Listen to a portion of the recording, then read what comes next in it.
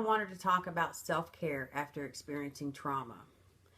When we've experienced a traumatic event in our lives, it leaves us feeling frustrated, angry, lonely, helpless, powerless, and a number of other different things. But the most important thing that we can do is practice self-care.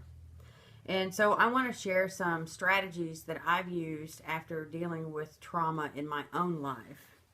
And some of those include natural support systems.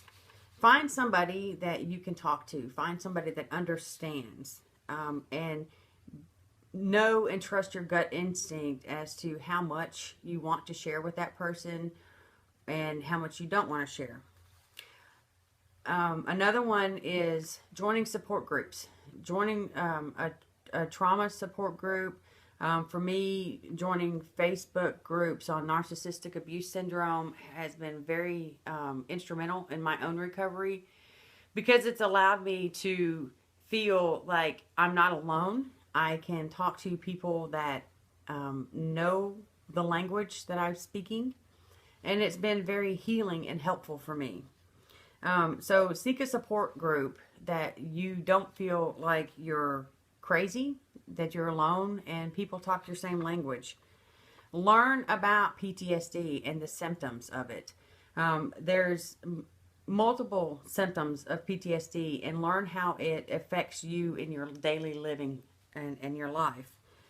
Practicing relaxation. Learning how to relax is very key.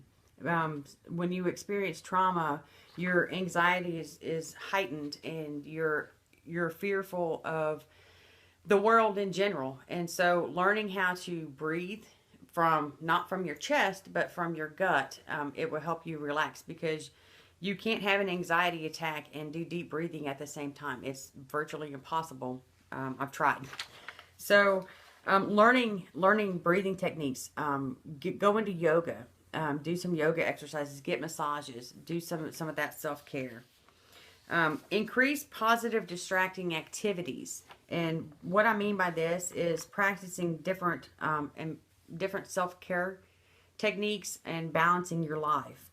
And so in your physical life, get out and exercise. Exercise and helps relieve that anxiety.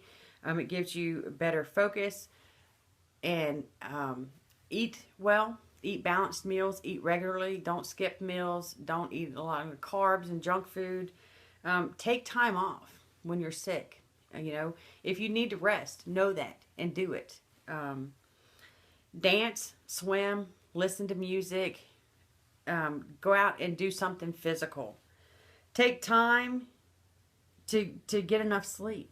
If you're tired, rest. And it's okay to say that, you know what, I need a nap. And go take a nap. Wear clothes that are comfortable and that you like, that make you feel good about yourself. Psychologically, taking care of yourself is take time for self-reflection. Look at what got you to where you were at. For me, it was self-reflection, was looking at what attracted me to my ex. And what I discovered was it was my own brokenness and my own woundedness. And so I have to heal those parts of me so that I'm not so susceptible to this type of abuse. Now, there's many types of abuse and many types of trauma, but my particular trauma that I've been dealing with lately has been narcissistic abuse. So it's learning how to self-reflect and heal from that and take responsibility for my part of it and why I ended up in the way that I did. Journaling is really good. It gets it out of your mind, out of your thought process, and onto a piece of paper. Writing poems, and I've been doing quite a bit of that lately. I shared one last week, and that was a processing moment for me, and it allowed me to get my feelings out on paper. Read things that you normally wouldn't read, that's unrelated to your work. Now, for me, I enjoy what I do, and so I like reading books about the mind and how the mind works, and psychology and sociology and social work. So I have to also read books for just the pure enjoyment of reading a book.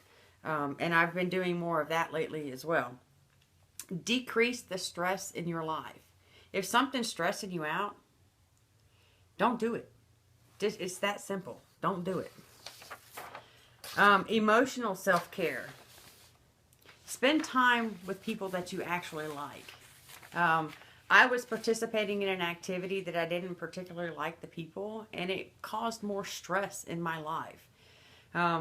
Now that I'm not doing that, I don't feel the anxiety, I don't feel the need, and I don't feel the anger that I was holding, because I'm with people that I enjoy being around.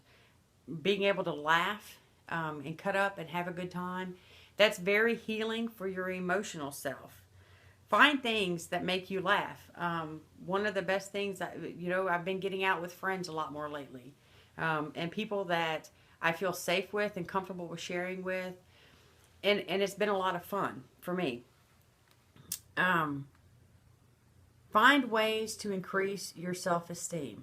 So do things that you're good at that can boost your self-confidence and boost your self-esteem. In your spiritual self, spend time in nature. Going for a walk in the woods is one of the best things. When I felt anxiety, it was like it's my solace. Spending time in nature, playing with my dog. That was also, it heals me spiritually.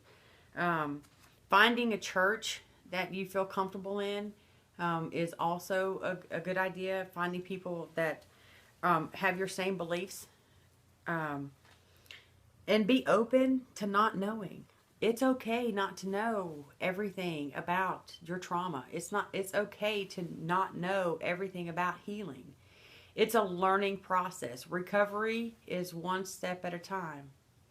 Don't beat yourself up when you take a step backwards. It's okay. Enjoy the aha moments. For me, discovering that I was narcissistically abused was a huge aha moment for me. And it finally made sense. And, but then that other aha moment was how I got there. Realizing that it wasn't really just him. What he did was not nice, but that's who he was. But knowing where I came from my background, and knowing that I can heal from it has been the biggest aha of my life so far. Because now I have control and I have responsibility. Know when to seek help. Know that when it's overwhelming, if you're having suicidal thoughts or if you're having suicidal tendencies, seek help. Find somebody that you can talk to that's going to help you. If you need to be on medication, take it. There's no shame in it. I know that there's a big, huge, disgrace. Society has this stigma about mental health. But you know what? Being depressed is the same thing as like having diabetes. You've got to manage it. If you have to take medication to manage it, there's no shame in that. Another thing that I've done is, learning about everything that I went through and letting go of the resentment and letting go of the anger and letting go of the wanting to have revenge on that individual.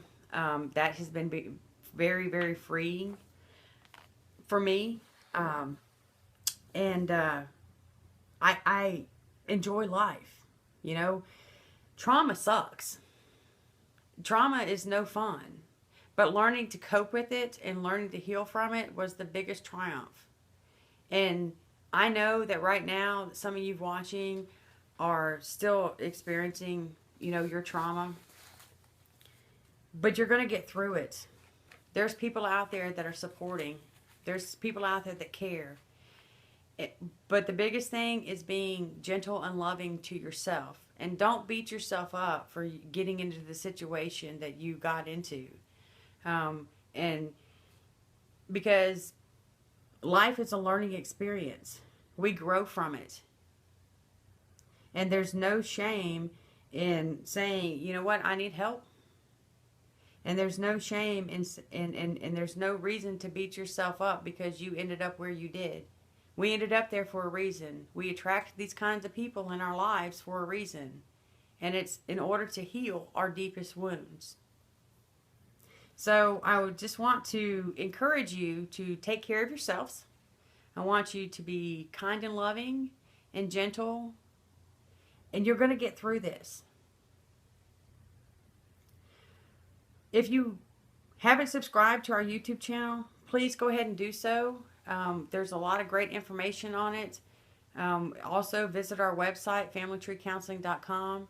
We've got a lot of articles and things like that. We have our other associates have blogs out there on there.